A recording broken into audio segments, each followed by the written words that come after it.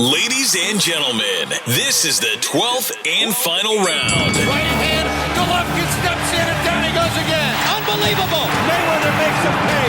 What a rookie mistake. A sensational left hook by De La Hoya. It's facts. I'm the best. You know what I mean? Sometimes I don't want to believe it myself, but it's the truth. I'm the best. I'm going to show you how great I am. From Southern California, this is the Last Round Podcast. Welcome back to episode 252 of the Last Round Podcast. Let's jump straight back into it. This past Saturday, the 25th of November, from the 3 Arena in Dublin, Ireland, on DAZN, a rematch from earlier this year.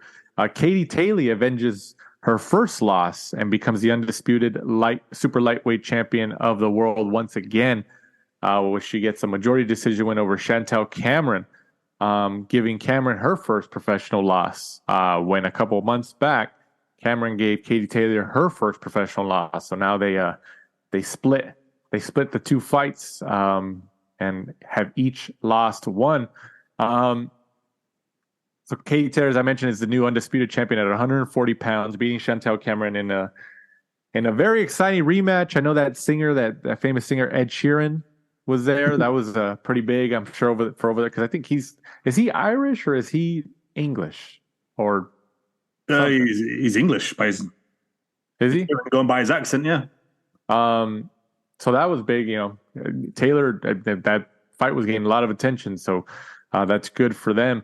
So it was obviously another close fight. I did have a I don't want to say it's concern, but maybe it is concern.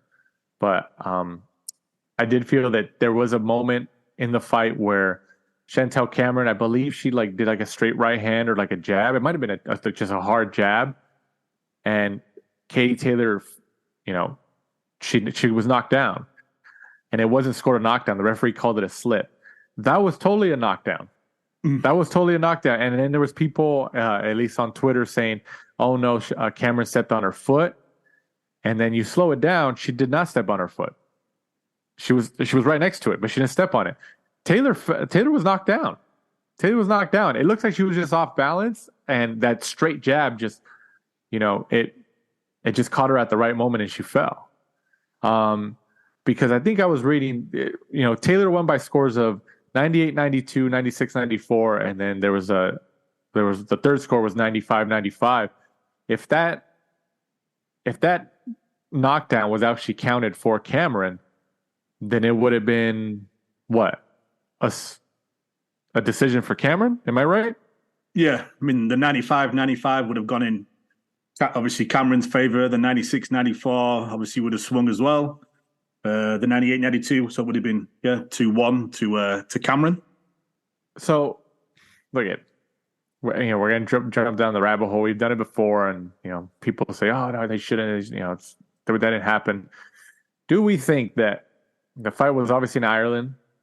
Was there a hometown favorite for Katie Taylor here? Was she maybe did the referee or others look at it like, "Hey,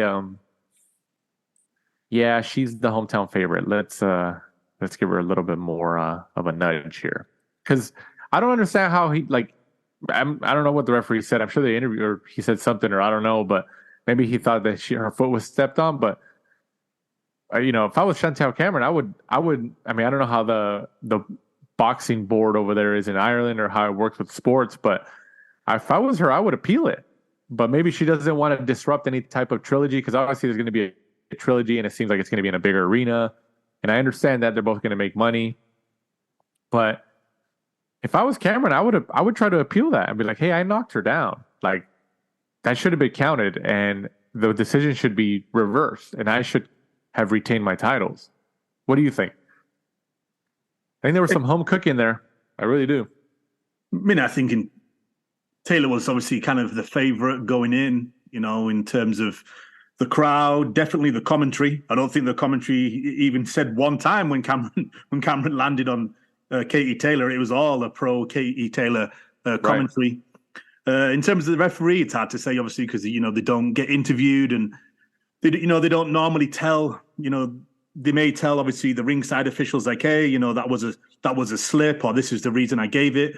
But from when I was watching, nothing came to DAZN, and DAZN didn't tell us, you know, whilst we were watching, exactly what the referee gave. So in terms of that, I guess we'll never really know, because obviously, you know, referees don't really give interviews and stuff like that. So we won't be able to find out what it is that he saw. But I still think Katie Taylor probably deserved to win. I think the 95-95 was a little bit favoritism to Cameron. I don't think it was in terms. I think it was that close. I thought Taylor did really, really well. I thought Cameron was going to win because she won the first one quite convincingly, and I thought that Katie Taylor had to change so much, and at her age, and you know, she was really looked like she was kind of coming down the hill. Every fight you could see the legs weren't as good as they used to be, the combinations weren't as good as they used to be, the gas tank wasn't as good as it used to be. But, you know, she went away, and like Eddie Hearn said and her coach said, you know, that I think it was last time around, maybe it was doing all of the media. You know, it took a lot out of her, you know, and it seems like that was correct because she looked sharp, she looked fast. I liked the game plan. She was able to outfight the bigger opponent in Cameron. And, you know, when she did get close, she would just clinch, which made it, you know, kind of hard to watch at times. But in terms of a game plan, that was really good. She kind of using some like old school, like veteran tactics to get on the inside of Cameron. And I thought it was a really good fight. Definitely one of the best female fights that I've seen. It's up there with Taylor against Amanda Serrano. And then obviously I think, you know, Taylor, you know, Chantel Cameron won. So, yeah, you know, I think if Katie Taylor really wants to, she wants to do a trilogy, then do it. But with the amount of people that thought she was going to lose, the fact that she did, she managed to prove us all wrong, and she won in front of, you know, her home fans at the 3 Arena, especially after, you know, the first homecoming when she fought, you know, Chantel Cameron the first time for her first homecoming, and Chantel Cameron quite convincingly beat her. Is it maybe not just best to just kind of get what you've got and, you know, ride off into the sunset now? Because what happens if Chantel Cameron does the same thing? She goes away and she comes back even better, and then she, you know, beats Taylor again, you know, quite convincingly in what was potentially going to be, you know, Taylor's last ever fight. So it's shoulda, coulda, woulda, I guess, in terms for her, you know, really kind of weigh up what it is you want. So they want to do, Eddie Hearn said it after the fight that, you know, they're going to try to do Croke Park, which is it's a stadium, right? It's a stadium over there. Yeah. So they want to try to do that for Katie Taylor, probably a rematch for Chantel Cameron and stuff like that. What was the reasoning behind? Because I know before, like, they wanted to try to do this fight for that stadium, but it didn't work. There was like some logistics, or there were some issues, or Security. What happened? Eddie Hearn said in an interview that he wanted like Ireland or the government or something like that to help pay for the security. And because it was going to cost Matchroom a fortune, and Matchroom would just said, well, we can't afford to do that. It's going to cost us X amount to do it here, and then X amount to do it there. And he's like, it's just not feasible. I'm not going to make like any money paying for all the security. So, you know, hopefully, you know, Ireland will look at it and be like, you know what, this is Katie Taylor's last ever fight. Let's just group together. Let's come to some type of agreement and let's get it done, because the atmosphere at the 3 Arena was unbelievable. So just imagine Katie Taylor's homecoming, a trilogy in front of 82,000 fans. Right. Unbelievable. Absolutely unbelievable. I wonder, you know, I mean, because we've known that, you know, female fighters obviously don't draw business-wise. I think Katie Taylor, you know, some people will say, oh, well, she doesn't draw in the United States. I mean, they didn't against the Serrano fight in New York and all that. But, you know, she's proven that she does well over there in Ireland. I mean, that's her home country and all that stuff. But even Eddie Hearn has been on record from when the Serrano fight happened at Madison Square Garden and they sold that place out. He even said, he was like, yeah, this fight happened because Jake Paul got involved and Jake Paul's profile got it over the finish line. Because he said that they were trying to make that fight for a long time, but the pay wasn't there, and, you know, it just financially it wasn't feasible because, you know, they weren't drawing on their own. It just didn't work out. And then Jake Paul came in and his profile got attached, so it advertised the fight. And look, they sold out Madison Square Garden. I mean, you know, that's just what happened. do you think it's kind of the similar thing, like over there at somewhere like Croke Park, where Eddie Hearn's kind of stating indirectly, like, hey, look, we can't afford this because it's not like Anthony Joshua's fighting here. They're not going to get their return on the investment with Katie Taylor there, even though she'll draw. They just won't get that. I think Matchroom realizes they won't get that return. Jake Paul's not involved in this one. No, exactly. I mean, they'll probably sell an unbelievable amount of tickets, but you're looking at the tickets are probably going to be like $30, $40. They're not going to be like, it's not Conor McGregor, Anthony Joshua. Yeah. It's not any of that.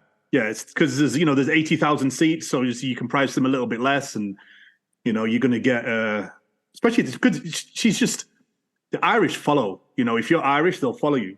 Right. In whatever it is, whatever walk of life. So, they just have that old school kind of like back your own.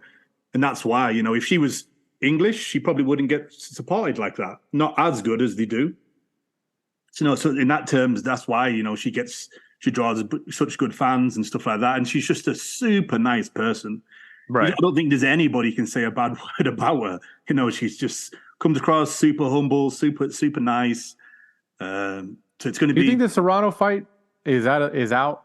Like, I think Taylor retires. I think we talked about it last week.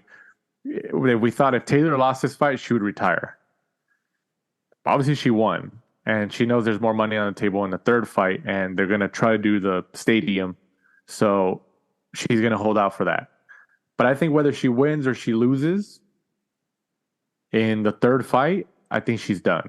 And I think Serrano missed her mark. Who knows if she missed her mark or Eddie Hearn and Taylor just went another direction. But I don't think we're going to see a rematch between her and Serrano. Yeah, I thought if she won, it's that fairy tale ending. She won in front of all of her fans.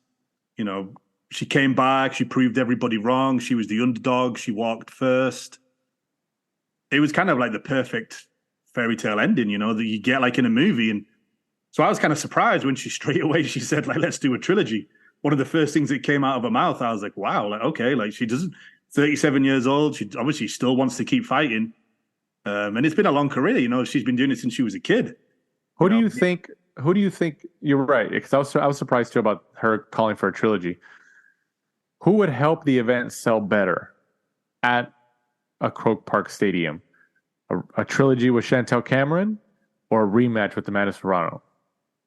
A rematch with Amanda Serrano, 100%. I 100% think that too. But I don't think Serrano and Jake Paul would want her to go essentially to enemy territory. I think they would try to keep it in New York again. You kind of got to follow the money though, right? No, right. And I would think that, you're still going to get paid pretty decent, like pretty good at a huge stadium. And then like all those people, like it's still a big, like, but I think Serrano would be a bigger fight for her at a stadium like that. Yeah, I think that the both fights would sell well, but I think the Amanda Serrano will probably be bigger just because of, Jake Paul is probably going to attract a lot more sponsorship and stuff like that. With Jake he's the X factor there. Then you'll probably get like some random kids turning up that don't really want to watch the boxing, but they want to catch a glimpse or a photograph with Jake Paul and stuff like that. And people will attend the weigh-in more than someone like Chantel Cameron, who, you don't love her or hate her, right? She's not really like a hero or a villain in terms of like interviews and stuff like that. Well, yeah, she's kind of like, she was just in the right place at the right time with these fights so far.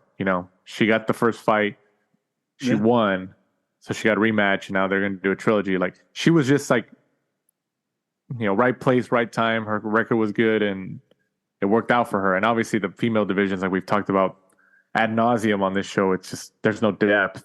So,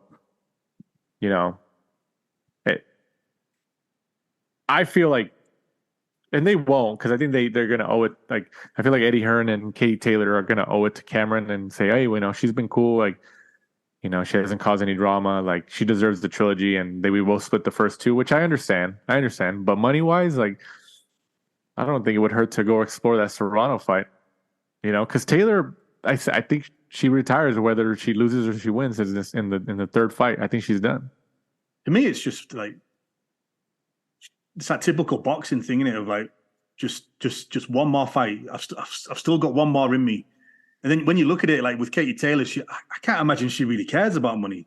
She lives such a very like humble, religious lifestyle, kind of like out in and she's and especially after that Serrano fight, she's probably made some pretty decent money already. And the last few of her fights, she's taken some licks. Like her and Cameron were beat up last night. That Serrano fight, Taylor was stood up, just out on her legs. Yeah, and you kind of just like, oh my god, like one clean blow and she's going to get dropped.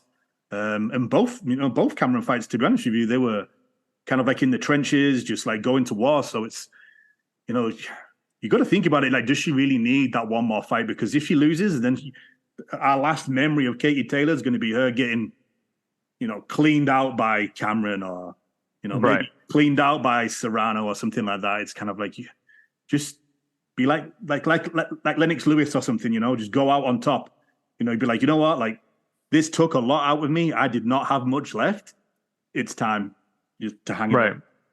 But, she spoke about the trilogy, and I think if you were going to do it, you would have probably done it in the ring, right? So you could have got that kind of standing applause, like, hey, take you kind of like MMA style, take the gloves off, leave them in the middle of the ring.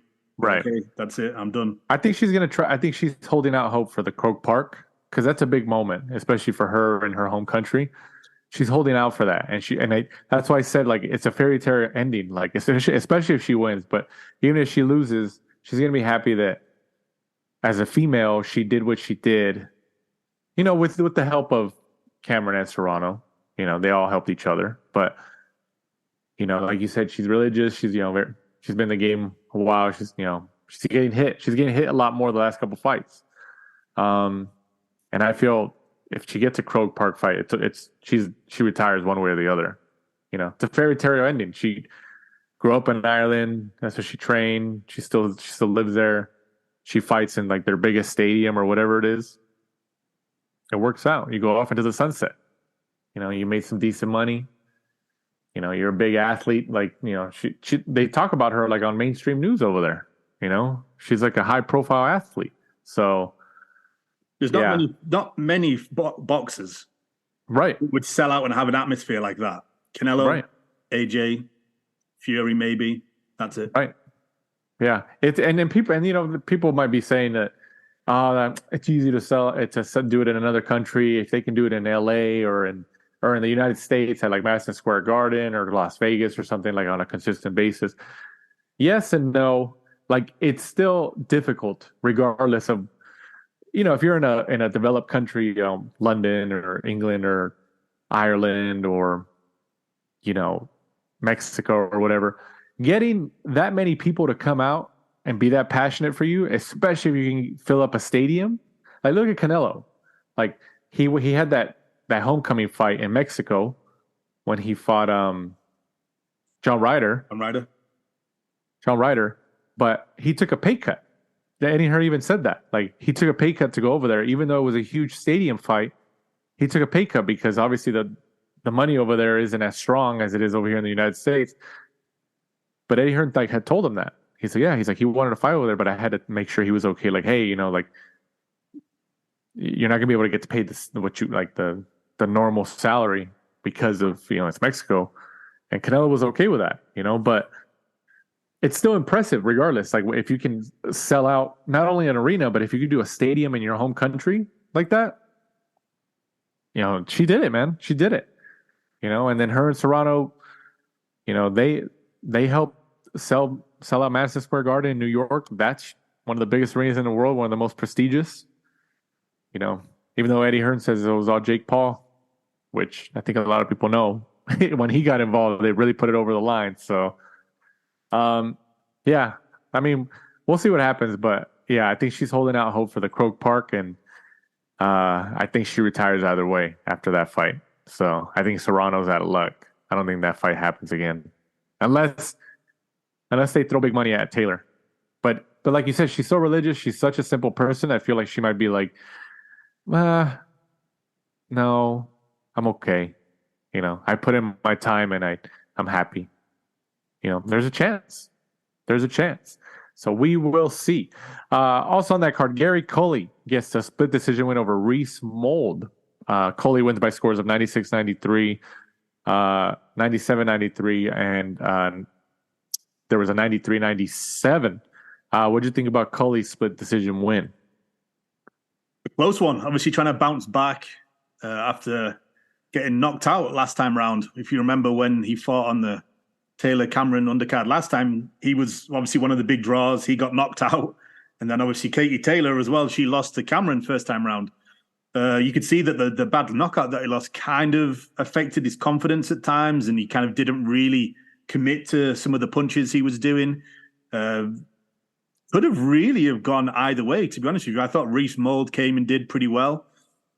I wouldn't have said it was a robbery, but not a very convincing bounce back fight for Gary Cully. But to be fair to him, he did go for someone of Reese Mold's ability instead of just picking someone, some random cannon fodder, and just getting in there to get an easy victory. So you have to give him some respect for that. But maybe Eddie Hearn has to kind of pull the reins in a little bit, because I think they thought that he was going to just kind of step up and just keep on knocking guys out and stuff like that. But he definitely needs to be kind of wrapped in cotton wool a little bit and obviously get his confidence back and stuff like that before I think the rebuilding process, gets to get, step back up into those international level waters, I guess. And also this past Saturday from the Michelob Ultra Arena in Las Vegas, Nevada, the final edition of Showtime pay-per-view as they close the curtain towards the end of the year on the staple in the sport of boxing over, I don't even know how many years. Them and HBO, the last of the Mohicans, and now Showtime's on the way out as well. David Benavidez, the monster, at least they call him El Monstro in Spanish, gets the stoppage win over Demetrius Andrade, who takes the first loss of his career.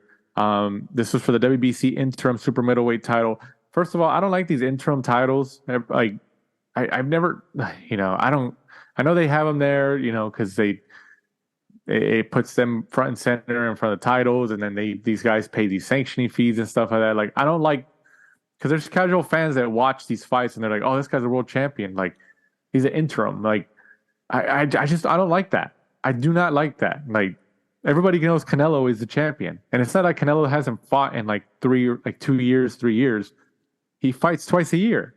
It's just kind of like, they should, instead of a belt, they should just give people I know before they gave them like a medallion or something with WBC logo or something, but these guys carry around they carry around 3 different belts, and it's just like, okay, so are you the champion, or I thought Canelo was a champion? I've never agreed with that. The WBA has a regular championship still, even though they said they were going to get rid of those, and this one's the interim. It's, I don't get it. But anyways, so Demetrius Andrade, this was his first legitimate opponent on his resume that he's been clamoring for years. At 34, 35 years old. Yeah, I know he's in his mid-30s, and it's taken him this long to finally get a name on his record. But if you watch the film, if you watch the video, Andrade took a lot of punishment, and he actually told his corner to stop the fight. That's not disputable. It's on video. He walked back to his corner, he sat down, and he says, "Stop the fight." And then that's when one of his corner guys tells the referee Tom Taylor, who's actually a California Commission referee, he waves off the fight and he's like, "Stops the fight," because he was just taking too much punishment from Benavidez. I thought Andrade was going to rise to the occasion. I gave him more of a shot, as we talked about last week. I thought Andrade might have had a shot. I was like, you know what? He might have a shot. He's been waiting for this moment for so long. And, he's slick and stuff like that. I thought it was kind of funny that on the Showtime broadcast, they were calling Andrade one of the best defensive fighters of this generation. Okay, I'm sorry. I know they were trying to just hype up the fight and saying that, but I don't think anybody ever thought that. Like, I would never call Demetrius Andrade one of the best defensive fighters of our generation. Um, he was just in a tough spot. He was just in a tough spot over his career where um, he just he didn't bring anything to the table business wise. And Eddie Hearn, had him on the DAZN and Matchroom roster because he thought, okay, he's in and around two weight classes that are somewhat lucrative. So maybe we can use him, have him there, and eventually get him a big payday and, a big event with one of the big fighters. But obviously it didn't work out. And Eddie Hearn and DAZN had to pay Andrade a lot of money when he was under contract with them, which worked out for Andrade. But, like I said, he finally gets that moment against a peak opponent in David Benavidez, and, it didn't work out. I was trying to give him more credit. I thought, okay, I thought he had a shot. He had a shot just because, like you said, like we kind of looked at you. Tell me if you agree with this. Did we kind of look at Andrade as kind of an unknown, even though he's kind of held titles? He's been a world title holder at I think 154, 160, and this was his second fight at 168, by the way, against arguably the number 2 guy at 168. But would you categorize as Demetrius Andrade as an unknown, even though he's been around for a long time, just because he's never had a big fight against somebody, he almost did it against Billy Joe Saunders years back, but Saunders got popped in Massachusetts for whatever it was. So that didn't work out. Is it fair to say that Demetrius Andrade has always been an unknown and we didn't know we were going to get, and now we know on the big stage? Yeah, I mean, in my eyes, yes, because in any sport, you can get someone that looks great against lower level opposition, right? But then when they get in there and they fight the best of the best, or they play against the best of the best, that's when, is it going to work? The stuff that they do, lower down, is it going to work? And obviously, Andrade got found out. He fought Benavidez, and before that, his greatest opponents have been Liam Williams, Jason Quigley. That's a huge step up, absolutely huge step up. And you could just see from quite early on, Andrade, as normal, started really well, but Benavidez just got into that kind of juggernaut zone, and he just followed him around the ring, slowly but surely, just give him a beatdown. And you could see, was it round 4, 5, and 6? You could see okay, here we go. It's going to get stopped soon. And then I think Tom Taylor went over to the corner and I think he told, his coaches and told Demetrius, hey, I can't have another round like that. If it's another round like that, I'm gonna stop it. And then, I think Demetrius turned to his corner and was just kind of yeah, okay, that's it. Let's just call it. And I think it was about right. Live to fight another day. Andrade took a pretty bad beating. You could see already, when the fight had finished, the swelling on his face, around his eyes and around his nose. So, God knows what he looks like today. And it kind of just goes to show that I think that the two styles that people would assume would give David Benavidez the hardest ones to beat, is that kind of movement, the slick style. And he's just quite convincingly beaten two people that have that style, Caleb Plant and Demetrius Andrade. So, yeah, he's just kind of blowing everybody out there. And there's only really one place for him to go now, right? I would have said, and that's Canelo. Right, exactly. And I think we know that, Benavidez, we talked about this before. Let me ask you this. Actually, let's stay on Andrade for a second. I'm kind of going all over the place here. You think if Andrade had power, some notion of power behind his punches, because like you said, at the beginning of the fight, he started off pretty well. He got some shots in. He was finding some strategic shots. He was doing okay.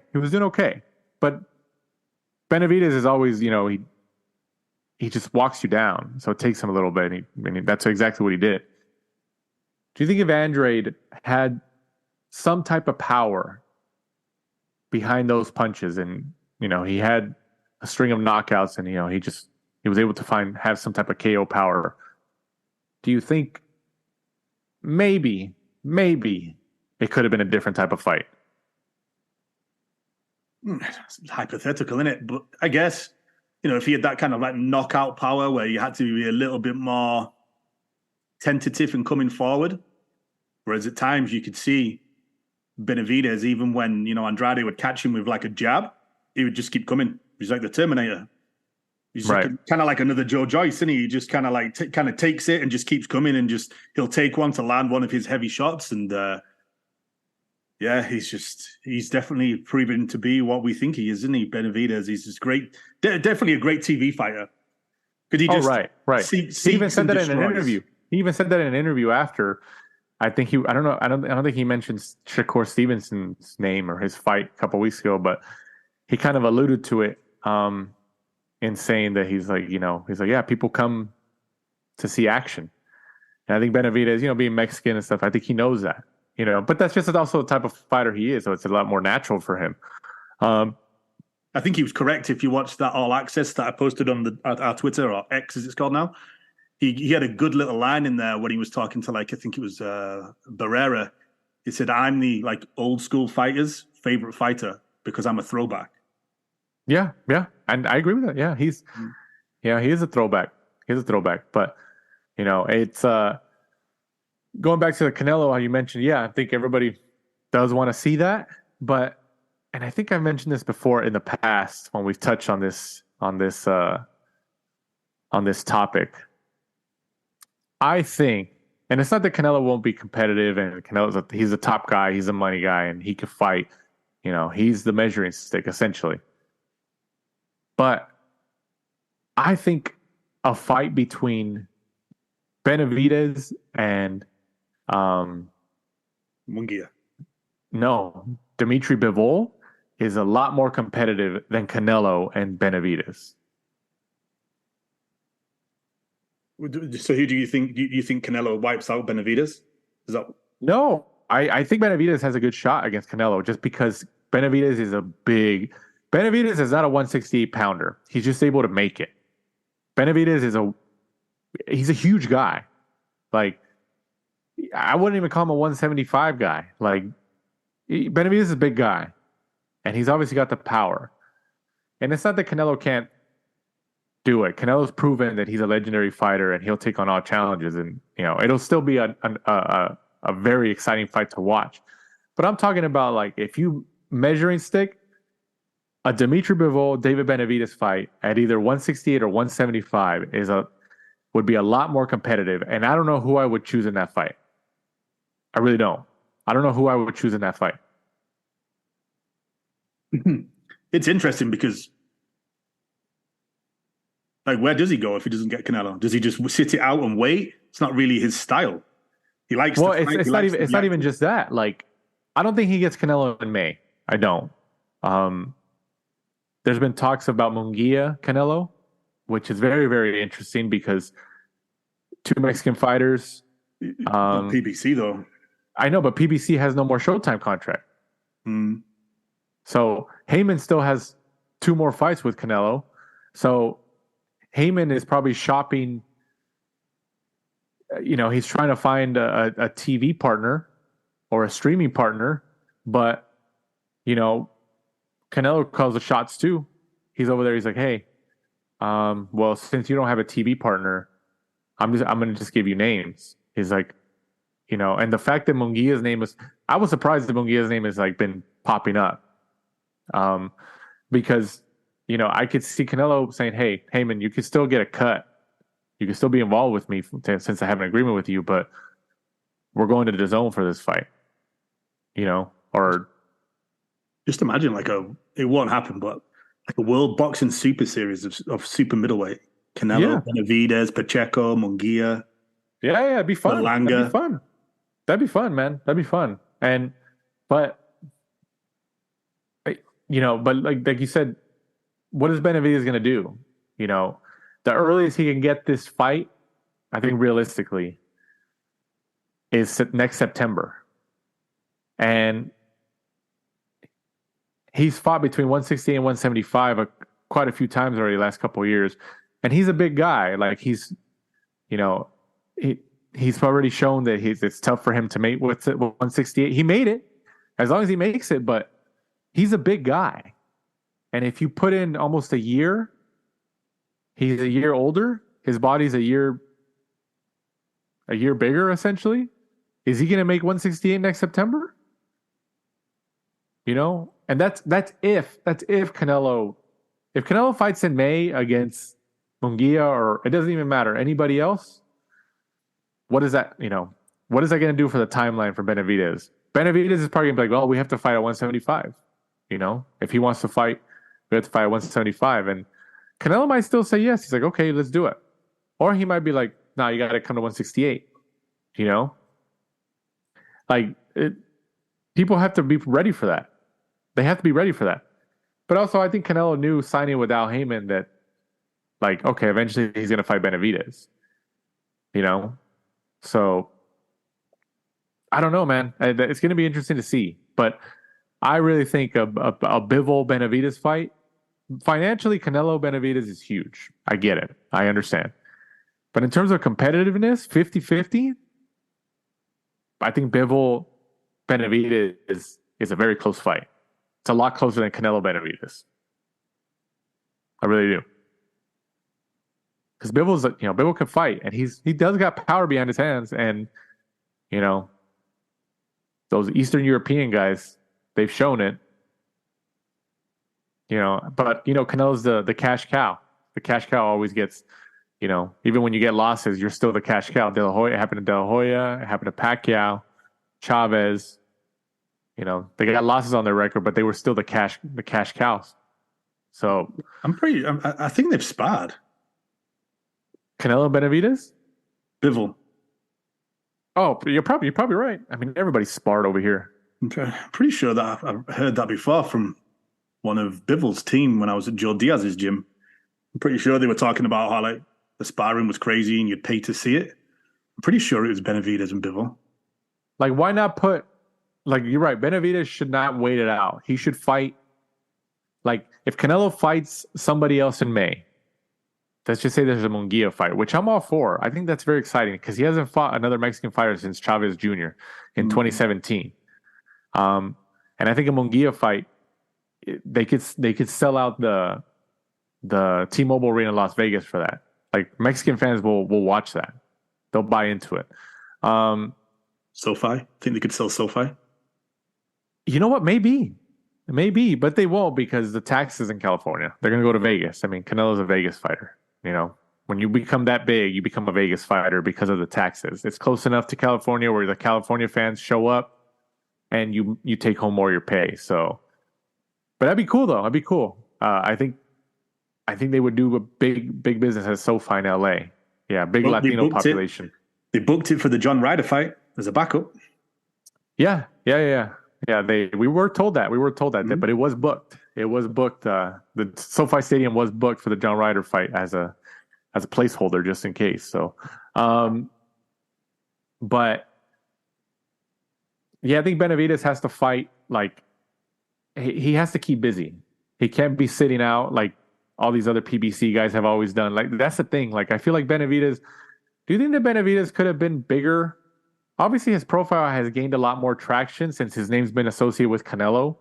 Like, I would think, and you tell me if you agree with this analogy or not, Triple G for so many years, like, he gained a lot of, he got so popular because he was knocking everybody out, but literally what took him to, like, the next level in terms of popularity and being known was because his name was associated with Canelo. So people saw Canelo, and then Triple G started getting mentioned on mainstream media and all these other channels and stuff like that. So Triple G was already good. He was a great fighter, but his profile grew because it was just a perfect storm, I mean, it happens. Pacquiao, Mayweather got big because of the De La Hoya fight. He was already an excellent fighter, world champion, all that. But the De La Hoya fight really put him into the stratosphere. And then Pacquiao was already like on the rise. And then their names started getting attached to each other. And then Pacquiao's profile grew. So that just happens. Like you just have to be at the right place at the right time and have the talent.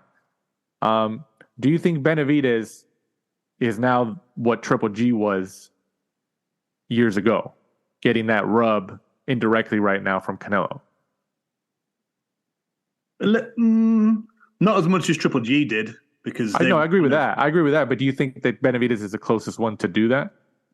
Yeah, probably, because they don't call him out too much. I would say that his performances so far have kind of really springboarded him to where he's at. Because to be fair to him, they don't. You don't ever really see Benavidez or Team Benavidez kind of like trying to piggyback off like someone else's fame. They kind of keep themselves to themselves, and they let the fights do the talking. And they'll call someone out in the ring, but they're not going to be constantly posting and kind of like pleading to get a fight, kind of like Demetrius Andrade did when he went into the press conference trying to get a fight with Canelo, and Canelo kind of like just said like, "Who are you? Like, you're a boring fighter. Get out of here." Stuff right. like that. To be fair to Benavidez, but no, you're right in terms of like you always need a number one and a number two, right? Whether it's in any type of sport, you need like a number one and a number two that's close by to get those big fights and stuff like that. So, and Canelo's looking for someone, really, if you think about it. Now Triple G's gone. He needs another big name to make those super fights with, to get, the mouth watering of, the boxing diehards, and especially the casual fans, because those are the guys that really jump in and make those pay-per-view numbers. So, yeah, I think, the Benavidez fight or the Munguia fight. Because I feel like Benavidez, he's obviously good, but like, I feel like, and he's obviously making money, and he's doing his thing, but I feel like his profile should be a lot bigger than it is right now. Like, he should be a lot bigger than it is, because he has a fan-friendly style. He's Mexican. He speaks well, but he's bilingual, and he interviews well in both languages. Like, he should have been a way bigger fighter. Like, I know he fights in Arizona. That's his location, and that's where he's from and stuff like that. But like, you should have put him in LA a couple times here and there. Put him in Texas. Have him fight. Put him where the Latino crowd is at. Like, he should be a lot bigger than he is. I think that he hasn't been promoted as appropriately as he should have been, because he's got a fan-friendly style. He knocks people out, and he's, I feel like he does well. He does well. If you're Team Canelo, and you're sat there with your abacus, getting ready to work out the pay-per-view numbers, what does more pay-per-view numbers then? Canelo Benavidez, Canelo Munguia? I think Benavidez. I'll be closer, right? You know what? I think it's a lot closer than people think. I'm glad that you asked that question, because like that's why I paused, because I think it's Canelo Benavidez. It is, but I think it's a lot closer than people think. I think a Canelo Munguia fight would actually, because the Latino crowd has proven that. This is probably the closest analogy that we can do, comparison that we can do with what I just touched on a couple minutes ago. The last Mexican that Canelo fought was Julio Cesar Chavez Jr. in 2017. And that fight, HBO came out and said it did over 1 million buys. Like, it was a success. It was perfect storm for that. Canelo was moving up like 12 pounds or 11 pounds, essentially from 154 to 164.5. Chavez Jr. was fighting like at 175, 168, had to move down. But because of Julio Cesar Chavez Sr. was attached to it, and Oscar De La Hoya was attached to it, and they had their past, they added to the marketing of it. It was huge. Like, that was huge, man. Like, I would say, obviously it didn't deliver in the action. Chavez Jr. just didn't come to fight. But in terms of leading up to that fight, that marketing, it compared to like when De La Hoya fought Fernando Vargas and stuff like that, and I base it off of, the performance and how many people were asking me about it, family, friends. Like, it was popular. They were on interview shows in Spanish and even, English. Like it worked. It was huge. It was huge. And I don't think Munguia doesn't have the profile, obviously, that Chavez Jr. did, but Munguia, at least in Latin America, especially Mexico, like they talk about him. They do talk about him. And I think a lot of Latino fans, especially in California, Texas, Nevada, Arizona, stuff like that, they're going to buy into that fight. You know, I think a lot of them are going to say, oh, Canelo's going to win, but because he's Mexican. He's not Mexican American. He's Mexican. You got two Mexicans born in Mexico fighting. And, you know, what do they call it? That's why they call it Mexican style. You got two Mexicans going at it.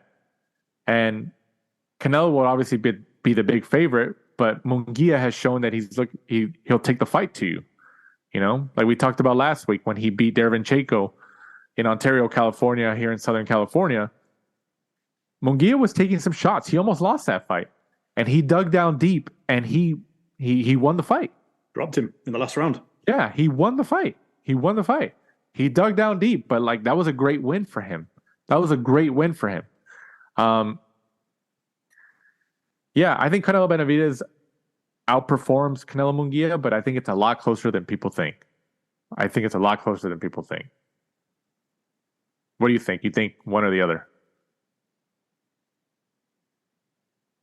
I think Benavidez. I mean, I'm obviously not into the culture like you. Obviously, I don't speak Spanish and stuff, but I would go maybe Benavidez just due to the fact he's bilingual. Maybe he just appeals to more. Right. Yeah, and he crosses. Like he's a little bit more of a crossover, at least with the English media and stuff like that too, as well, because he is bilingual. Which I understand that.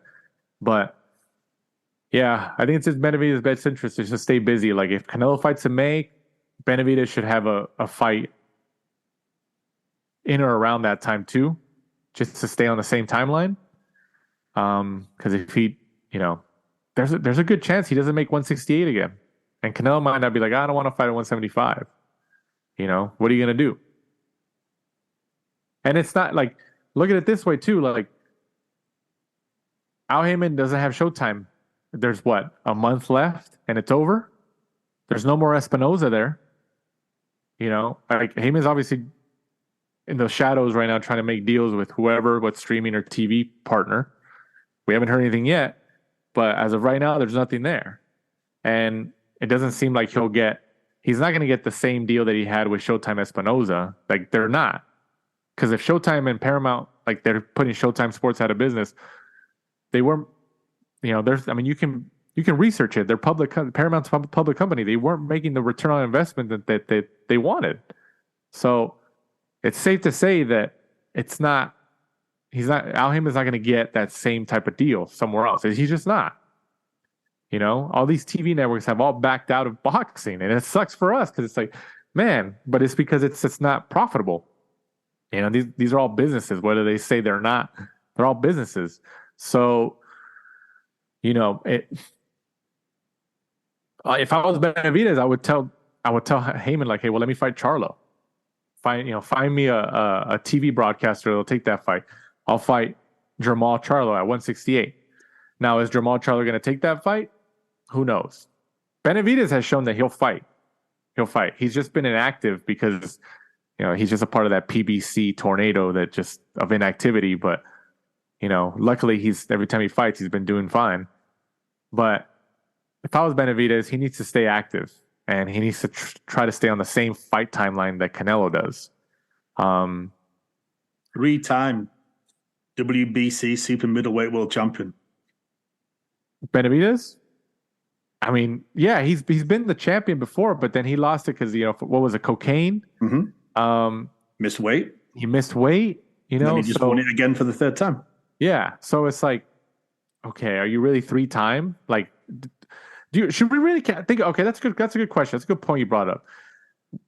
Should we really count that as 3-time super middleweight world champion when you lost that title on your own the previous 2 times?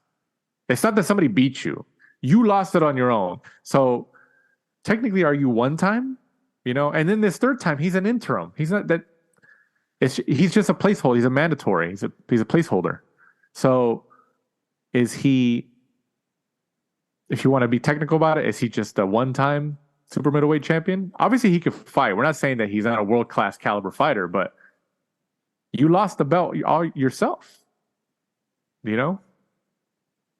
I don't know. And that's true. Like, he also lost the belt because he didn't make weight, and that was 168.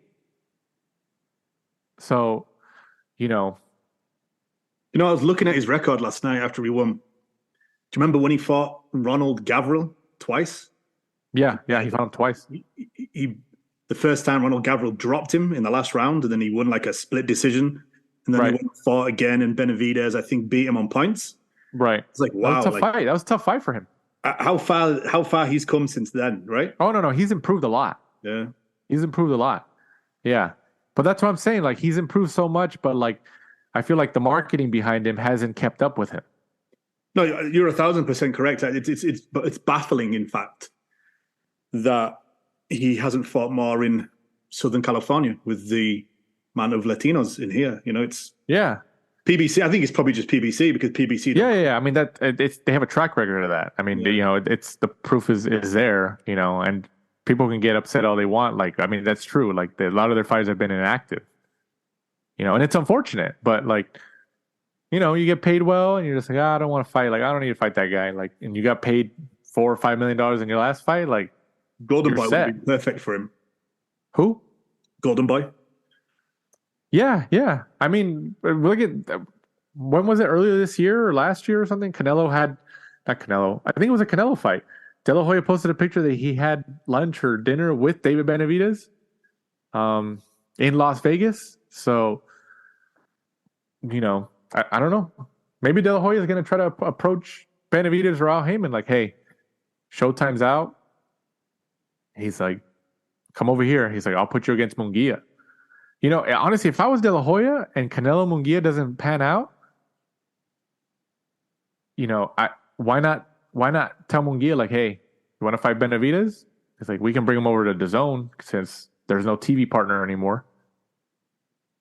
You know, it just depends. Like, would Munguia want to do it? Because you know, the Canelo paydays, like, that's what everybody shoots for. Because Canelo's a guy. You know, it's like the Mayweather paydays, the De La Hoya paydays. It's the same thing. Canelo's just a guy right now. So, I mean, if Canelo doesn't fight Munguia in May, I'm all for Benavidez Munguia on DAZN. I'm all for it. I am all for it. I think just, unless it's hard to because they can't find like a channel and they just do co-promotions. But if they're able to find like a Netflix or an Amazon Prime, knowing PBC, they'll do in-house fights and they'll do like Charlo, Canelo. Yeah, which is unfortunate. Because it's just kind of like we're literally at the point where like, okay, your whole stable, even though a lot of them like probably don't want to fight anymore. Danny Garcia, Keith Thurman, they just don't want to fight anymore. You know, we lost pretty much the prime of their careers, but you still got guys like Davis and all those guys and Charlo brothers and, you know, Caleb Plant, David Benavidez. He's still got a lot of guys under his watch over there. Al Haymon does, where, you know, I know there's bad blood between these promoters and all that. I get it. There's bad blood and they want to work with each other and they all go after each other. But man, as fans, if we can see these cross-promotional fights like this, that's huge, man. That is huge. And that's what we honestly, we need to see that. We need to see that to keep up the lifeblood of this sport. You need it. But yeah, I'm all for Benavidez. I'm all for Benavidez Munguia if its Canelo fight doesn't happen. Shit, I'm all for Benavidez Demetrius Bivol. I'm all for that. Yeah. You know, or why not give me Benavidez, even though Benavidez is a huge favorite. He's a huge favorite in probably all those fights, but why not do Benavidez Zurdo Ramirez at 175 in LA? Yeah, I was thinking that earlier, but you just can't trust Zurdo to make weight, can you? That's no, right. But I mean, for a payday like that, and you keep him on his toes, then Right. Being professional. Well, looking at the Benavidez's, they'll fight even if they don't make weight, right? Exactly. So, I mean, look at. Well, we're going to touch on it right now. Let's just move on to the co-main event. Since I was going to mention that right now. Jermall Charlo gets a unanimous decision win over 10 rounds against Jose Benavidez Jr., the younger brother, I believe, is he the younger or the older brother of He's older. He's the older brother, huh? Jose, of David Benavidez. Charlo wins by scores of 190, 99, 91, 98, 92. Charlo came back after what? 2.5 years out. 2.5 years out, almost 3 years, and he still has the WBC middleweight championship, which I don't know why he hasn't been stripped. I think WBC just wanted a piece of that sanctioning fee. They're like, oh, his purses are higher than these other guys, so we'll just leave it with there because even if we wait, it's still worth it financially. Charlo missed weight. Came in, they were going to do a 160, and then Charlo's team told Benavidez, hey, let's do 163. And then Benavidez Jr. made weight. Charlo did not make weight. And then they gave him, an hour or two to come back. He came in heavier on the second try. He came in heavier. So, and then obviously there's been personal drama between him and his brother, Jermall, and their wives and other, personal issues that he's been going through. That's why I think last week when we talked about it, I thought Benavidez Jr., I was like, you know what? I think he has a shot. Just because I thought Charlo, especially after hearing Charlo miss weight twice and he had to pay out Benavidez and all that, I thought Benavidez Jr. had a shot. But Benavidez Jr. also hasn't been active either. He just, he gets lucky and gets into these fights, and he's David Benavidez's brother, and it's easy to just marketability. It works out for the promotion for the fights. But yeah, Charlo actually looked a lot better than I thought. For that long layoff, he looked a lot better than I thought. And Benavidez Jr. just he didn't have it. He didn't have it. So I give a ton of credit to Jermall Charlo because for that long layoff and all the personal drama that he's had and he's going through and everything that's happening, and having not fought in almost 3 years, 2.5 years, he looked pretty decent. He looked pretty decent. So I give credit to him. What'd you think? I thought they were both pretty poor. Not a lot happened, really. There's a few fouls here and there. Benavidez tried to pull the old trick of waiting until the last 45 seconds of the round and then tried to steal the round by kind of just going in with some flurries here and there. Yeah, you could tell both of them were a little bit rusty, maybe didn't have the greatest gas tank. I thought Jose Benavidez, just like you said, he had a real chance to really kind of spring a surprise. But, he was the naturally smaller opponent, obviously getting dragged up in weight to fight Charlo. But he'd been in camp with his brother. His brother's a 168. If you watch the All Access, he was in there sparring him and stuff like that. So he's obviously used to fighting bigger, heavier opponents. So, he's going to have that. He's going to have that grit and determination. He's going to have that defense, getting hit by a big, strong opponent because getting hit by his brother David, who hits like a fucking monster. So, yeah, I thought really did think Jose Benavidez was going to catch Charlo on the right day at the right time and, spring a surprise. But, yeah, I think he kind of really missed the trick there. I thought he really could have gone for it more. He could have emptied the tank, kind of jumped on him and tried to get him out there early. He's coming off a 2.5-year layoff. But, yeah, I thought the scorecards flattered Charlo a little bit. I thought I would have given Benavidez a couple of rounds here and there, but yeah, a bit of a boring fight, to be honest with you. I didn't really ever kind of catch fire for me. No, right. I agree with that. I just felt that Charlo actually did a lot better than I thought. Leading up to the fight, I didn't have high hopes. The inactivity, the issues he's been going on, and him missing weight on top of that. I thought, oh, okay, this isn't. Benavidez has a real shot to pull the upset here. Listen to my bar was low. My bar was low, is what I'm saying. Listening to the interview of Charlo afterwards, and he was kind of downbeat about everything, and they were asking him about his past and stuff. It kind of seemed like they'd kind of wheeled him out to get a victory because Canelo's next. Hey, here's Charlo. He's back. He's the champ at this division. Blah blah blah. Honestly, if I was Canelo, I I wouldn't accept this fight. I'd be like, no, man, I'm not gonna fight this guy. Like, Yeah, because even in I already beat his brother. This guy was supposed to fight me initially. He didn't work out. I beat his brother. Like, there's no intrigue in this fight. There isn't.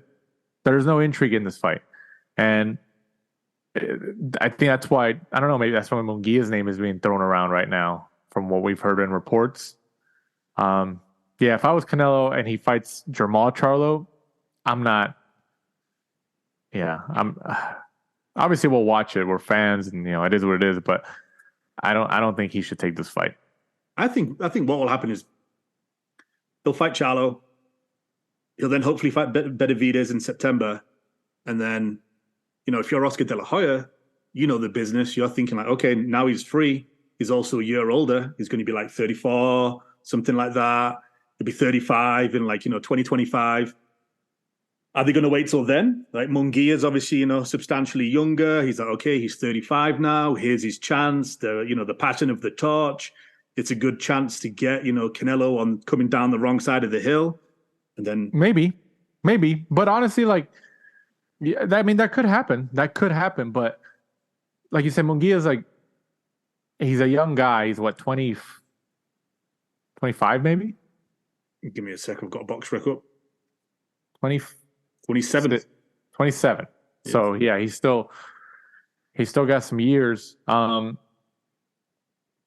don't know. I just think Munguia, if he got the opportunity to fight him in May or September next year, I think he should take it. Because even if he loses, which Canelo would still be the favorite, getting that rub, like Munguia's, De La Hoya and Golden Boy are going to keep him busy. And, and I feel like, I don't know, maybe, even though it's not that, I don't know if we could directly compare it, but I don't know, maybe we could look at it as a Canelo Mayweather. Canelo said he learned a lot from that loss, and he fought him at 22 years old. I know Munguia's not 22, but he is younger, and Canelo is a lot more of a veteran and more experienced. And if he takes a loss against somebody like Canelo, maybe somebody like Munguia really learns from that. And in the next, 7-8 years of his career, if he fights Canelo next year at 27, 28 years old, maybe the next 7-8 years of his career, Munguia really finds a stride and becomes some type of star to be able to. Because right now there's really nobody to take over for Canelo. There's not. Not in terms of appeal, putting bums in seats. Nobody close. There's not. And we're talking about the whole package, in terms of the talent, the discipline, putting butts in seats, selling fights, pay-per-views. There's really not. And people can say oh, well, Tank Davis is there. He doesn't this and that. Well, not necessarily. Not necessarily, because Davis has proven that he could sell in arenas on the East Coast and stuff like that, but he's not really a West Coast fighter. He fought Ryan Garcia in Las Vegas, but I don't think Davis hasn't really, even before that, wasn't really a Vegas fighter. So, yeah, I think in terms of overall appeal, there's really nobody there to take over for Canelo, especially in the Latino culture. There's always been a Chavez, Duran, Oscar De La Hoya, then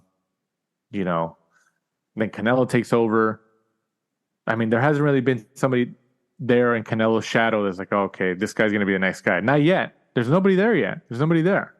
I mean, Canelo was just an enigma, at 21, 20, 22, 23, he was already a star. So, yeah, I think, maybe Munguia and Benavidez might be the ones with the closest chance or opportunity. What do you think? Yeah, if you're looking in, the Latin culture, Munguia, Benavidez, I can't really think of anyone else coming through that's going to be. No, right. It's hard. Diego Pacheco. See, but it's too early for him. We can't, he's still starting off. Obviously, Matchroom and Hearn are trying to get him to some type of level, but it's still way too early for him. Like, it's hard because it's like you say, sometimes they just come out of nowhere and it's just like boom, and something just happens and they catch and they just become a star, like overnight. Like you said with Canelo, I guess, like he happened to him, like super, super young. Whereas like, say like Floyd, for example, like he kind of worked his way up and then left top rank. And then he had that good idea about becoming Money Mayweather, and boom, that caught on, Yeah. He caught lightning in a, yeah. And obviously at bottle. that time you had the social media age, so he could post stuff to kind of get people, to love him and hate him because it's all about money. So, no, at the minute, I don't think there is. I think you've named the two people that have probably got the chance of kind of following in his footsteps and taking that mantle, but yeah, not at the same level yet. Anyway, if Ryan Garcia had the talent, and obviously he's still doing his thing, but I'm telling you, Ryan Garcia could be, he just because of the fan base he has and the social media fan base and the association with all these YouTubers and all these guys, they would watch him. And he would, whether people like it or not, people would watch him, and it would be his fan base. And if he was like a De La Hoya type and he could fight and all that, yeah, he would watch it. But I mean, yeah, it is what it is. But yeah, there's nobody there, man. There's nobody there. But if you had to pick, let's just putting a bow on this right now. Who's Canelo fight in May? Jermall Charlo, Benavidez, Munguia, or somebody else? I think he goes Charlo and then Benavidez in September. I mean, as of right now, I don't know, man. Like, I don't know. There's no TV partner for Al Haymon right now. I'm sure we'll hear something soon, but like, they might just bid the event. They might just make the event and then sell it to the highest bidder. Right. And I'm sure, DAZN, ESPN, they're going to bid, but yeah, man, I don't know. I'd be interested in make the event and DAZN buy it and put it on their platform. I can see it. I think they'd be stupid not to. But the fact that Munguia's name has been mentioned as potentially being an opponent for Canelo in May, I mean, we all know when you become the A side like that and with such power, you get to put the names that you want to fight. That means Canelo, we can make the safe assumption that he put Munguia's name out there, like, oh, let's see if we can do it. So, yeah, I mean, I'm actually, if we don't see Benavidez, I would love to see Munguia in May. I would. I really don't want to see Charlo. I don't want to. I think it's an easy victory for him. But yeah, but if we don't see Benavidez, I'd rather see Munguia. But yeah, either way, we will see. Also on the card, Lamont Roach gets the split decision win and becomes a WBA super featherweight champion, and he defeats Hector Luis Garcia. Roach gains the victory by scores of 116-111, 114-113, and 113-114. What do you think about this fight? Did not expect that. Did not expect that at all. Didn't think Lamont Roach was honestly world title level, to be honest with you. He got beaten by Jamel Herring. Yeah, I wonder what Herring thinks right now. He's like, damn it. And if you were Jamel Herring, you'd be like, hey, give me that shot at the WBA. Yeah, he did make a comeback.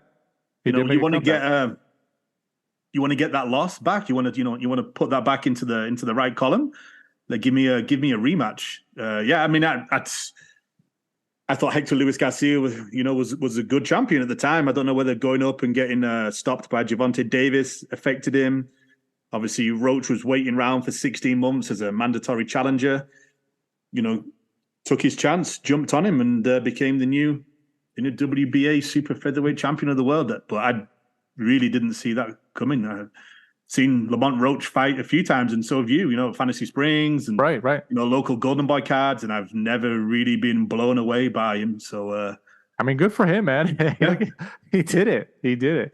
Yeah. But I could see them doing a rematch, or whoever I'm assuming now Haymon has some type of option on Roach, maybe. But if Roach, either way, Roach has, do you think this is kind of like a smaller version of when Kambosos beat Teofimo Lopez? Maybe, because I rated Hector Luis Garcia. I thought he was a really good fighter. He had a good boxing IQ, and I don't know, is it going up and fighting Gervonta Davis, getting knocked out? Did that affect his confidence when he comes back down to defend his title? I'm not too sure, but with it being a mandatory challenger, unless they did a contract outside, there's no rematch clause. He's mandatory challenger, so there's normally no rematch clause unless they did a side contract. Yeah, exactly. So either way, it's very, very interesting. Also on the card, Subriel Matias gets the stoppage win over Shogun Ergashev. This is for the IBF Super Lightweight Championship of the world. I think I saw a little bit of this fight, and then I saw some highlights. Matias is the real deal, man. I think he can fight, and I think he's a dark horse at that super lightweight division. He just doesn't have the name profile, but he can fight. And Ergashev, to me, he didn't really look like he wanted to fight. What do you think? No, I think, once you taste Matias's power, you probably, start second guessing coming forward, because of the amount of power he has, all the knockouts that he has. You could tell just looking at this fight going into it, it wasn't going to go the distance. So, I thought it was a decent performance really from him. Just be interested to see where he goes next. Is he going to try to unify down at the super lightweight division? Because he's kind of one of those guys who's got a lot of power, but at the same time, he probably doesn't bring a lot of money to the table. I'm not too sure if he brings a lot of fans to the table. So if was this a super lightweight fight or a junior welterweight? Oh, did I put super lightweight? What was this, a 154 or a 140? 140. I'm sorry. 140, right? Yeah, 140. Yeah. So it's going to be interesting. See where they go from here, because he's one of those guys. You don't really want to fight him because he doesn't really bring a lot to the table, and he's going to be. He's like a Dimitri Bivol. Yeah, it's super tricky to beat, and you're not going to get a big payday. So if you're, someone highly ranked, or if you've got a world title, you're kind of like, nah, I'll give that guy a miss. Yeah, no, I exactly see that. He's going to be in a tough spot, but he's got a world title, so somebody's going to eventually have to fight him. But yeah, he's going to be in that between a rock and a hard place where the risk is too high for the reward. It doesn't even out. So we will see. Rounding off the card, Michael Rivera gets the 10-round unanimous decision win over Sergey Lipinets, the veteran. Rivera wins by scores of 97-93 twice and 96-94. What do you think about this fight and Rivera's unanimous decision win? This fight was on super early on the card. I couldn't believe, I had to try and find highlights of it because I didn't realize it was going to be on so freaking early. But a good win for Rivera. I thought Rivera might stop him, but Lipinets always a pretty game fighter, comes to fight, loves to brawl. And I thought the 97-93 was pretty good. 96-94 means, Lipinets was only one round away from getting a draw in there. Yeah. Always does pretty well. PBC have given him a pretty decent career, to be honest with you. Yeah. He's been around, so I call him a veteran. Even though he's 17-3-1 now, he's been around quite a few years. So he's been in some significant fights with some high profile opponents. So he's still there, man. He is still there. Moving on to fight previews this upcoming Saturday, the 2nd of December, from the SSE Arena in Belfast, Northern Ireland on DAZN. So back to Ireland for DAZN, huh? Michael Conlan, 18-2, goes up against Jordan Gill, 27-2-1. What do you think about this fight? Interesting one. That's what I thought too. It is pretty intriguing, huh? Yeah, it's depending on what Jordan Gill has left, because regular listeners to the show, I've never been too high on Michael Conlan, to be honest with you. You have not. No, so it's kind of, I'm guessing that they've seen something in Jordan Gill where they're thinking that he's probably missed a step, he's starting to slip or something, because it's a homecoming fight for Michael Conlan. So I think that they're probably thinking Conlan's going to win. But to me, if Gill has anything left in the tank, he's a pretty pretty good boxer, pretty good boxing IQ. He used to be able to, move pretty well. I would honestly have picked him. Fuck it. I'm going to go for it. I'm going to go Jordan Gill. Really? Points. He's never really been a big stoppage guy, but I think Jordan Gill, if he has anything left, I think he will be able to outbox him, outmaneuver him, keep him twisting and turning. And I think, Gill on points. Wow. You're going for it, huh? You really don't have the confidence in Conlan, huh? Neither did Top Rank. Yeah. That is a big thing, though, huh? Like, I know we see all these promoters and stuff like that, but like, I feel that if you really dissected like the potential of a fighter, if Top Rank signs you because of their proven track record, I mean, Bob Arum, they've just been around for a long time. They have a good eye for talent. If they sign you, then that means they think, okay, they see something here that they could work with and they could pan out. But if they let you go, even if you still had some type of drawing power, that's also very telling. And they really gave Conlan like a lot of opportunity to put him in New York. There was one fight in New York where I think McGregor came out with him. So his profile was getting high, but then Top Rank, they didn't come to any type of agreement with him. He left. So I think, you always have to look at it and analyze it between any promoter doing that to any fighter. But when Top Rank does it, I think it's a lot more telling just because of their track record. I think historical with Conlan, track record. I think with Conlan, they didn't see potential. They saw dollar signs because he was Irish. Right. Because he did. Well, maybe you're right. You could be right. He flipped the bird at the Olympics. When he lost and he gave the fucking finger to the judges live on TV. Right. I think they thought like, you know what, we can use this guy because of his following, because he's Irish. We can stick him in New York. We can kind of squeeze him for everything that he's got, like dollar-wise, because he obviously didn't have the potential, in my opinion. And then when they thought, you know what, like he's starting to lose, the fans aren't coming out as much as they were like, okay, like no contract renewal, and kicked him loose. Right. Yeah, maybe. I mean, it's not that they didn't give him the opportunity to keep winning and to really try to make it like they did. He just unfortunately didn't work. But, Matchroom picked him up and DAZN, and now they're trying to see what they can work with here. So he obviously still has a chance, but we'll see after this Saturday. Also in the card, Tyrone McKenna, 23-3-1, goes up against Lewis Crocker, the undefeated Lewis Crocker, 17-0. And then also Haymon Agyarko. I think that's right.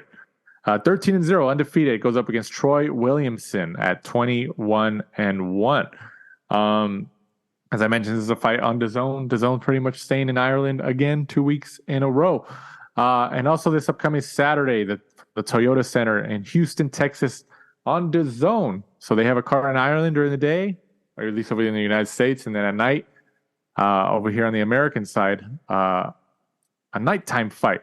Ryan Garcia makes his return since he was stopped by Gervonta Davis earlier this year and took his first loss of his career as he goes up against Oscar Duarte in a Golden Boy matchup, 26-1-1.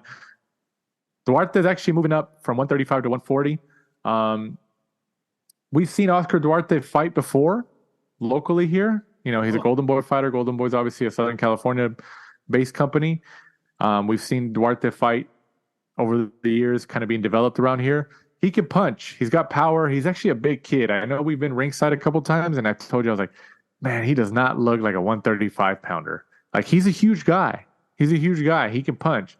But it's not that I'm not going to give him any shot here. I mean, he's a Mexican fighter. He's going to come to fight, but you're moving a guy up from 135 to 140. I think Golden Boy strategically, I mean, they know Ryan Garcia is like the star, and they want him to keep winning, to keep, being able to put fights and be able to sell something into DAZN and other, stuff like that. I think Garcia knocks him out. I think Garcia does knock him out. I think, I want to have faith in Duarte because he can fight and he's a big guy, but They're moving him up from 135 to 140. You know, we've seen that play out before. You know, we've seen it with Davis, we've seen it with Ryan Garcia, we've seen it with all these other fighters. They moved the smaller fighter up, you know. And I think Garcia knocks him out. What do you think? I'm really torn on this one because I think it's closer than people think, but I think Garcia knocks him out. I mean, Ryan Garcia has been dragging people up from the division below since he turned professional. Exactly. But like you said, in terms of Duarte, does that just mean an easier weight cut? Because like you said, the guy's a freaking beast. Yeah, he's a big guy. And we've seen him in person. He's huge. Yeah, he's like a Greek god. If you see him, he's just solid muscle, that kid. It's hard to say because I'd like to see the first round to be like, okay, like what kind of game plan is Duarte going to go for? Because if you fight Ryan Garcia, like I've said before on the show, he's like Wilder. He just sets up that one punch. Yeah. That's all he's looking for constantly. So you have to just get in there and put him on his back foot. And is that what Duarte is going to do? Because go for the body, really, just like that's how Davis stopped him. He got him with a body shot. Yeah, I mean, Duarte's got that real kind of stereotypical, like Mexican style. He just loves to brawl and comes forward. Right. And I think, you know, but he is hittable because of that style. Right. He is hittable, but if you're going to get in close, Garcia's taller. Yeah, Garcia's taller. I think Duarte's like 5'9" or something like that. You know, Ryan's probably like 5'11", something like that. He's pretty tall. Yeah, he's close to 6 foot. I think it's an intriguing fight, but it's also because like we've been able to have more access to Duarte here in Southern California. He's been a local fighter essentially, but yeah, like you said, you know, Golden Boy is smart to realize like, okay, Garcia's coming off a loss, his first loss against somebody like Davis. We need to have him come back, you know, in a decent fight that we can market and sell, but you know, they obviously want him to win. He's the money guy. So I think strategy wise, you know, what was it? What fight just happened with Alexis Rocha when he lost to Giovanni Santillan? Mm-hmm. Roberto Diaz was tweeting about it, saying pretty much criticizing it, like that they shouldn't have put Lex in that fight. Again, he called Giovanni Santillan against an unknown fighter. He was like, you shouldn't have put him against an unknown fighter. You should have pretty much saying like you should have kept him on a pathway to at least fight for a vacant title or fight for a world title. There was no title attached to that fight. I mean, we know that's how the promoters work. That's how matchmakers work. We get it because they also have to satisfy their TV partners and build some ratings. So this is how I look at this fight. You know, it's intriguing because Duarte is Mexican and he's solid, like he's a big guy, but they are moving him up from 135 140. And Garcia, like you said, he's like Wilder. You know, he's not really a boxer, but he's able to find you with just that right hand or just that one shot. And I really think that's going to happen again here. I'm going to go for the shock. I'm going to go Duarte. Really? Oh, Duarte, it's got 26 wins, 21 knockouts. No, well, that's what I'm saying. Like, it's intriguing. It is intriguing, but I think Golden Boy knows what they're doing. You got to be strategic here. I think it's just one of those things as well, is where when you look at like people like Ryan Garcia's purse, they can't just keep sticking him in there with guys that he's going to blow away relatively easily, right? Because I'm sure he's getting paid, you know, a good amount of money. And I think maybe this one, they've matched him maybe a little bit wrong, but I'm banking on Duarte just getting in there and just going for him. From the first bell, just pretty much rushing out, sticking him on the back foot, putting him under pressure, because that's what Duarte's done. Right. But the only thing is, there's a lot of people, when they fight Ryan, they become so preoccupied in their brain about, okay, I can't get hit by that left hook. That they don't rush in. They kind of stay on a distance, and then they kind of play into his game plan because he's so fast. And obviously, like Wilder, you want to be either super close so you can't get full extension, or you want to be out of range, and they kind of don't do either. Right. But, you know, hopefully the fact that, you know, Duarte's experienced, and I think that his natural style to kind of rush in and, you know, kind of maul and brawl and, you know, throw from all angles, I think that might pressurize Ryan and kind of have him at against all odds, kind of like he's not used to that sort of thing. He's had a lot of his fights have kind of gone his own way, apart from obviously, his last fight with Gervonta Davis. So interesting fight, though. Definitely an interesting fight. A good day of boxing on DAZN. Absolutely. And then in the co-main event, in making his Golden Boy Promotions debut, O'Hara Davis, 25-2, goes up against Ismael Barroso, 24-4-2. This is for the WBA interim. Another interim thing. Come on. Super lightweight title. Barroso has shown, who did he fight before where he had a pretty good showing? Rolly. He should have beat Rolly. Yes. He fought Rolly. So, yeah, he showed a good showing there. I think a lot of people thought he won there. So, and then also, Davies, I think it's Davies, just signed with Golden Boy. He obviously fights at 140 pounds. Ryan Garcia is 140 pounds. So maybe that's how they enticed him to sign with them. Like, hey, we got Ryan over here. If you come over, probably try to get that fight for you. Yeah, this is an interesting fight. I don't think Barroso's gonna be. I don't think he's gonna be the same fighter that he was against Rolly. I think Davies is gonna handle him, and it's gonna be a pretty easy night for him. What do you think? Interesting fight, because I think if I remember rightly, Davis was supposed to fight Rolly, who then said he was injured. So they ended up saying, okay, well, you can fight Barroso, because Barroso, the referee jumped in far too early, right? When, Rolly was throwing punches, Barroso was actually kind of like ducking and diving, and the punches weren't landing, but the referee thought they were, jumped in, stopped the fight. Yeah, that was ridiculous, man. Yeah, it was a ridiculous stoppage. So obviously, Davis is fighting Barroso, and then I'm sure the winner's going to eventually fight Rolly. So, yeah, like you said, Davis has a completely different style to Rolly. So I don't know what sort of fight we'll see from Barroso.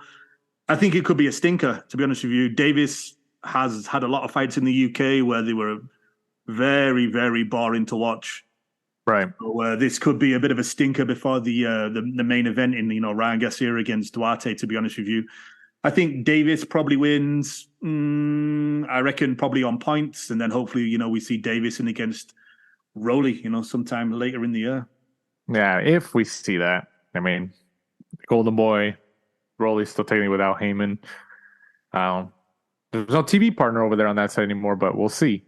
We will see. And also, Shane Mosley Jr., 20-4, goes up against Joshua Conley, 17-5-1. Hey, you got to give it to Golden Boy. They're really trying to put a lot of stock into Shane Mosley Jr. He's been, put on a lot of these Golden Boy shows. So I think they're hoping that he pans out and they're able to get him in some type of significant fight and able to sell the Mosley name marketability-wise, right? Yeah, he's just a very up and down, isn't he? He'll fight someone that we think he's going to beat, and he'll lose, and then he'll get in there with somebody. Was it like Gabe Rosado or someone he beat? I think it was. Yeah. Yeah, and I was super surprised. He just needs to, I suppose, get like a momentum behind him and just string a good group of victories together. Really. Exactly. And then also on that card, the young Floyd Schofield, 15-0, goes up against Ricardo Lopez Torres, 17-7-3. I think this is actually a pretty good test for is it Schofield or Schofield? I think it's Schofield. Yeah. I think it's actually a pretty decent test for him. Torres has actually been shown that he's been in there with some decent names. I think it's a pretty good test, and obviously Torres has more fights than Schofield, so I think it's going to be a pretty decent test for this young guy. Schofield's been on the show. Just I think activity for him. I think he just needs to keep doing what he's doing. He interviews well, gets in there. Always is a very good TV fighter. I think. And then Golden Boy are known to match people like relatively hard, but when they pan out because obviously they've had that good breeding, obviously on the way to 2 world championships. So right. It's going to be interesting to see what they do with Floyd Schofield, really. Exactly. And then upcoming fights on the schedule. Obviously, we'll touch on these as they get closer. But December 9th in December, Regis Prograis versus Devin Haney for the WBC Super Lightweight Championship of the World. I'm looking. We're going to touch on another one in a second, but also in December. But I'm looking forward to this fight a lot. I watched the face-off that they had on Matchroom Boxing's YouTube. That was pretty good. I got to give it to Devin Haney, becoming undisputed at 135, and then his first fight at a new weight class, 140 pounds, is against arguably probably the most dangerous guy in that weight class who has a title. So I'm looking forward to this fight. I think this is a scary fight. Prograis has the power, Haney does not, but Haney has shown that he could, he's a good boxer with technical skills, and he can figure out a way. But Prograis has power. So yeah, I'm definitely looking forward to this fight. Well, obviously we'll jump into it a lot more in our analysis next week when it's the fight week. And then also that same weekend, December 10th, Chris Billum-Smith goes up against Matus Masternak for the WBO Cruiserweight Championship of the world. Cruiserweight division hasn't been as lucrative or as sexy as other divisions, but they're going there. They're still trying to do it.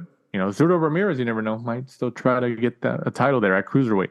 And also December 16th, another one that should be very, very fun to watch. We've been waiting for a long time. Jesse Bam Rodriguez goes up against Sonny Edwards. This is for the IBF and WBO Flyweight Championships of the world. This fight's happening in Arizona. It's a Matchroom card on DAZN. The two best flyweights in the world going up against each other. So we've been waiting for this for a while now. So I'm definitely looking forward to that. And then also the day after Christmas here in the United States, December 26th, Naoya Inoue, the monster, goes up against Marlon Tapales. This is for the undisputed Super Bantamweight Championship of the world. So this is for all the marbles at Super Bantamweight. You got to give it to the monster, man. He goes from one challenge to the next, and he's just collecting wins and collecting these titles, man. He's the guy. Him and Crawford are the top two guys, in the sport. Him, Crawford, Canelo, and all that stuff. They're the guys, man. So December has a lot of fights, a lot of good fights, and then also there's a chance I think Showtime might have one more fight. I think it's a non-pay-per-view card in December. I don't know if it's been finalized or what's going on, but the last official Showtime card I think might be sometime in December. So it's unfortunate for that, but that's also coming up as well. But for once again, we appreciate you guys listening each and every week to us here on The Last Round. And before we completely sign off, once again, Mike, go ahead and let them know where they can find us and follow us. At The Last Round 12 on Instagram and Twitter. And like Danny just said, join us next week. We'll be previewing Regis Prograis against Devin Haney for the WBC Super Lightweight World Title.